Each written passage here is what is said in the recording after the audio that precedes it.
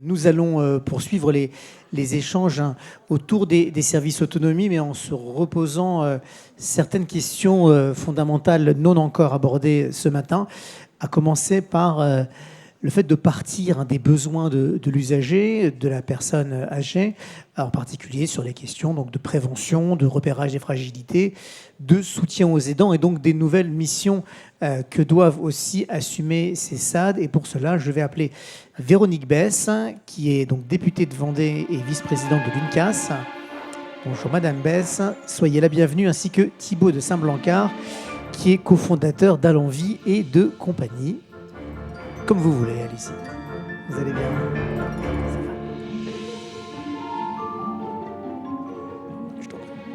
Thibaut, merci également de votre présence. Donc voilà, nos services autonomie, hein, on en parle toute la journée. Il y a différentes dimensions, différentes facettes. Il y a cette question des missions qu'on a abordées un peu rapidement, on va y revenir. Il y a les missions socles, hein, qui sont globalement l'aide, le soin, la coordination entre les deux, le fait d'avoir une offre globale. Et puis, il y a aussi ces missions facultatives qui, elles, vont porter en particulier sur la question du soutien aux aidants, qui vont porter également sur éventuellement le fait de devenir centre de ressources territoriales. Et puis, dans toutes ces missions, revient quand même à différents titres, hein, la question de la prévention en particulier, le repérage des fragilités. Comment est-ce que cette réforme des SAD doit permettre de constituer des offres plus solides de ce point de vue, hein, sur en particulier prévention, repérage des fragilités. Donc peut-être Thibaut nous dire, vous, à partir des structures qui sont les vôtres, qu'est-ce que vous repérez comme besoins des personnes âgées aujourd'hui, des besoins peut-être insuffisamment pris en charge? Bonjour à tous et merci beaucoup pour votre invitation. Alors, déjà, avant de répondre, juste, je suis très content qu'on parle du fond, parce que c'est vrai que c'est bien de parler d'ingénierie financière, de normes et de structuration juridique. Et maintenant, c'est bien aussi de parler du fond, c'est-à-dire de la manière dont on a envie d'accompagner les personnes âgées.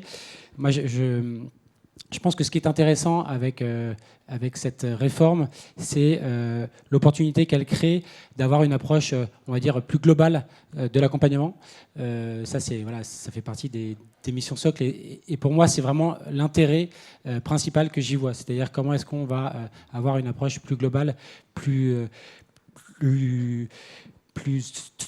holistique, on peut dire, de la personne en tant que telle et pas uniquement de sa pathologie. Et donc, c'est la collaboration de l'aide et du soin qui devrait nous y aider.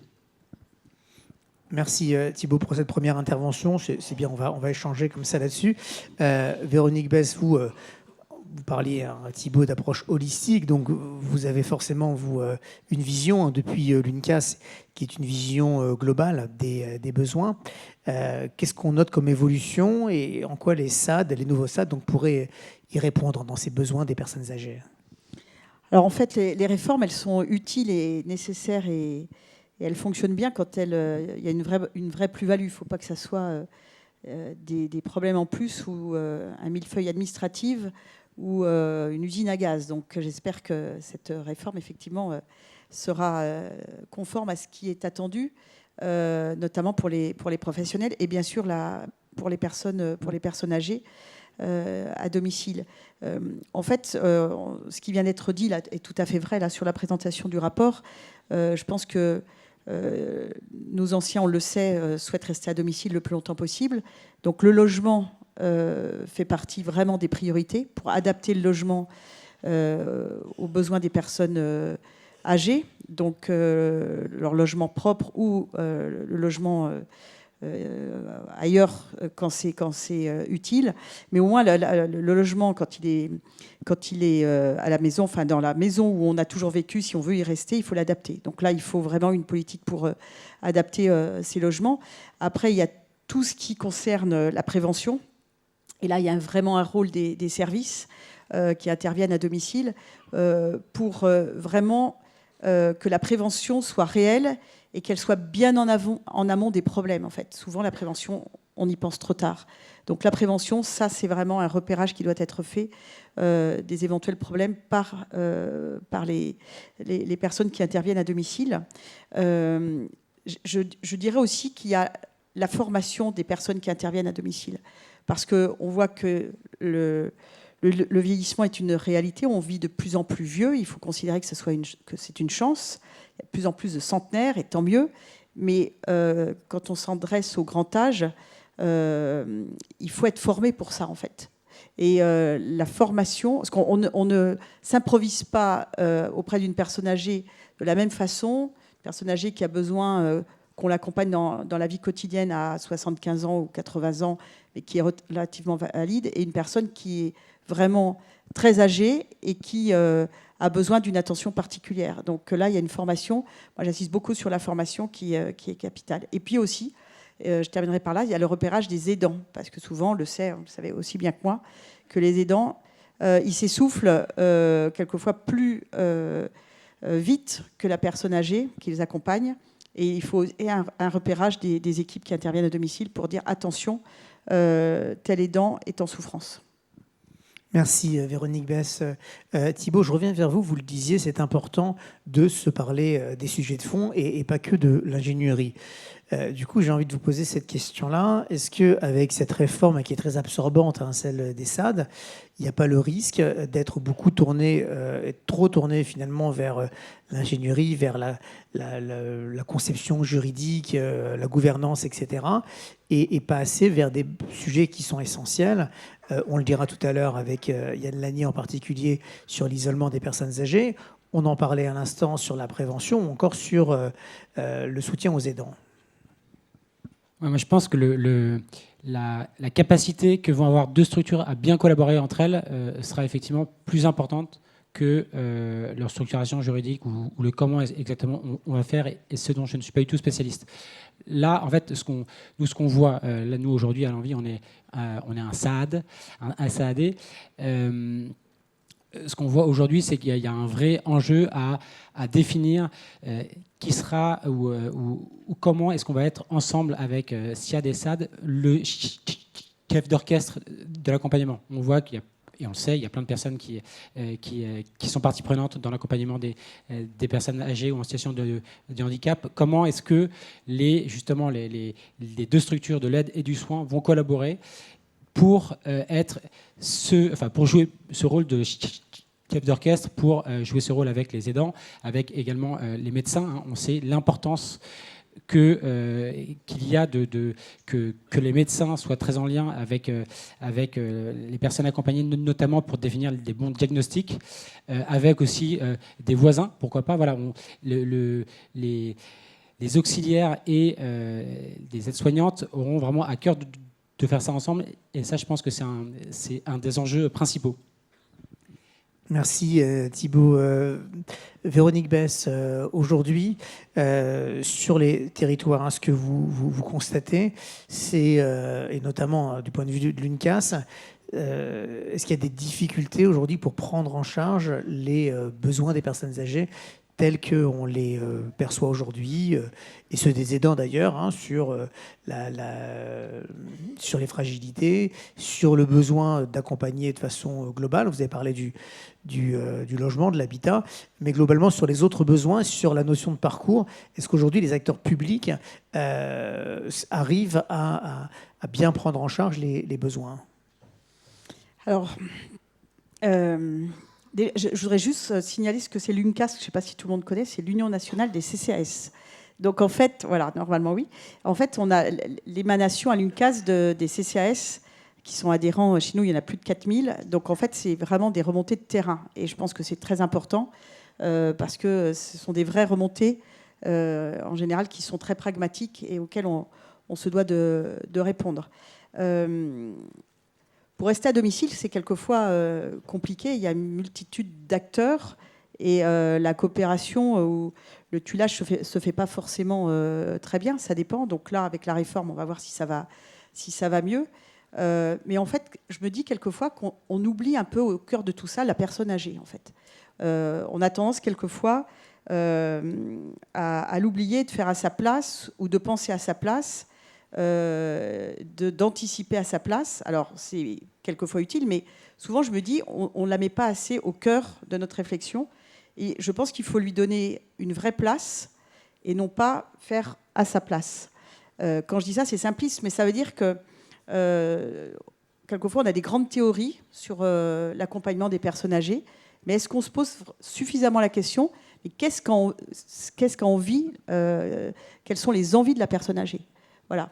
Donc, est-ce que son logement est adapté? Est-ce qu'il ne faut pas aller plus loin en faisant venir un ergothérapeute pour vraiment envisager, quand elle est dans sa maison, le cheminement, etc.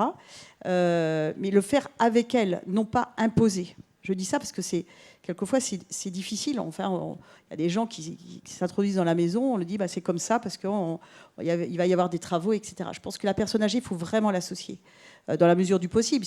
Mais je pense qu'en général, si on est à la maison, c'est que on a envie d'y rester et on a envie de collaborer.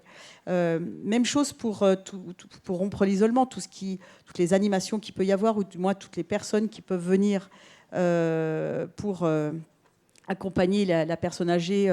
Il y a des choses qui existent, il y a plein d'initiatives partout qui sont excellentes. Et là aussi, il ne faut pas imposer, il faut dire, est-ce que à la personne âgée, il faut l'associer à cette demande, à ce souhait, et non pas dire, tiens, à telle heure, il y aura une telle personne qui va venir de telle association qui va venir te lire le journal.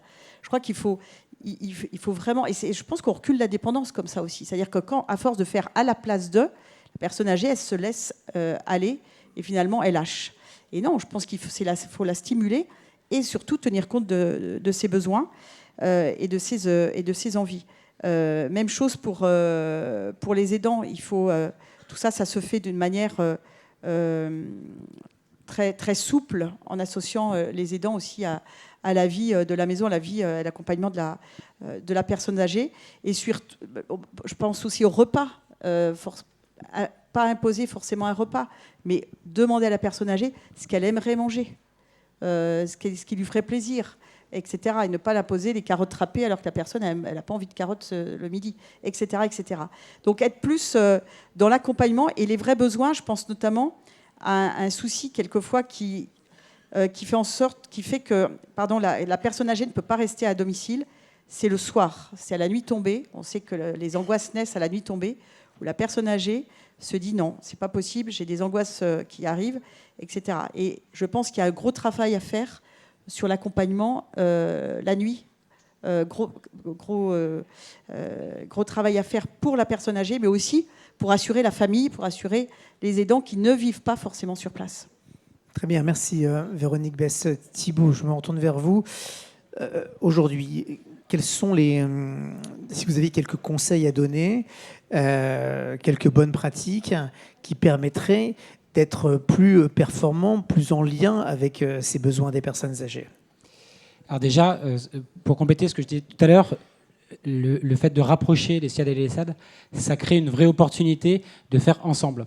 Et donc, dans tout ce qui est gouvernance et manière de fonctionner, il y a aussi un enjeu, pour moi, je me permets de le dire, parce qu'on a de temps en temps, quand il y a de l'aide et du soin à côté, on a de temps en temps le réflexe un peu de mettre le soin un peu au-dessus et l'aide en dessous, là où, pour moi, c'est un vrai écueil dans lequel il ne faut pas tomber parce que le soin apporte beaucoup à l'aide et inversement. Et on l'a vu ce matin d'ailleurs. Donc il y a un vrai enjeu pour moi à ce que les deux parties soient vraiment de manière horizontale au même niveau et du coup ensuite de pouvoir envisager de faire les choses ensemble. Je pense que deux bons moyens de faire des choses ensemble, c'est de faire de la coordination et de la formation. De la coordination, alors après c'est à construire. Moi, je n'ai pas toutes les réponses questions pratico-pratiques, mais comment est-ce qu'on va faire de la coordination ensemble, comment est-ce qu'on va faire de l'analyse des pratiques par rapport aux personnes qu'on va visiter, et ensuite de la formation. Ce qui est hyper intéressant, et là je reviens un peu sur les missions socles qui sont données au service autonomie à domicile, ce qui est hyper intéressant, c'est que la lutte contre l'isolement, la prévention, tout ça, ce sont des sujets qui concernent l'aide et le soin après à égalité. C'est-à-dire que les deux ont ça comme mission, et donc le fait de se former ensemble, je trouve que c'est une bonne occasion déjà de se rappeler pourquoi est-ce qu'on est ensemble et est-ce qu'on fait des choses ensemble. Donc ça peut être des formations qui sont suivies typiquement par les équipes de manière conjointe. Et ensuite, il y a sur le champ de la formation aussi, profiter du fait qu'on a une structure à côté qui est là avec des professionnels qui savent plein de choses qu'on ne sait pas forcément. Donc le fait qu'il y ait des infirmières qui aillent former des auxiliaires sur certaines pathologies et inversement des auxiliaires qui aillent former les professionnels du soin sur certains domaines de leur accompagnement, ça paraît quand même assez intéressant. Donc il faut être créatif après sur le comment on fait. Je n'ai pas toutes les réponses. Probablement que ça passe aussi par la formation qui sera en situation de travail, qui est intéressant à développer pour justement faire monter tout le monde en compétences. Très bien. Merci Thibault. Véronique Besse, est-ce que la réforme actuelle des SAD, elle va dans le bon sens? Est-ce qu'elle permettra, selon vous, de mieux s'adapter, de mieux répondre aux besoins qu'on a évoqués, notamment tout ce que vous avez dit sur le fait de faire avec et de ne pas faire à la place? Est-ce que cette réforme, elle va dans le bon sens de ce point de vue? Et deux, comment est-ce qu'elle est vécue par les acteurs publics que vous représentez?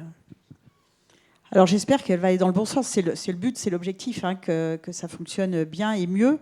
Et encore une fois, j'espère qu'il ne faut pas que ça soit plus compliqué que ce que ça ne l'est aujourd'hui.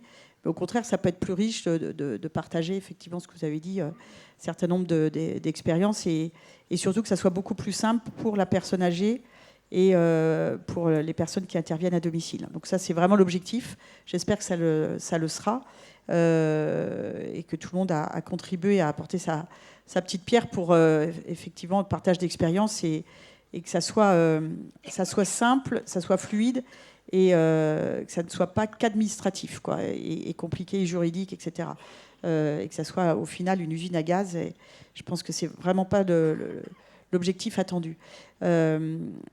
Après, moi je dirais qu'il faut voir ce que ça va donner. Moi j'aime bien croire que quand j'ai bien vu les choses expérimentées, donc j'espère que ça va vraiment fonctionner. C'est l'attente aussi des pouvoirs publics. Alors c'est l'attente des élus locaux, des départements, etc.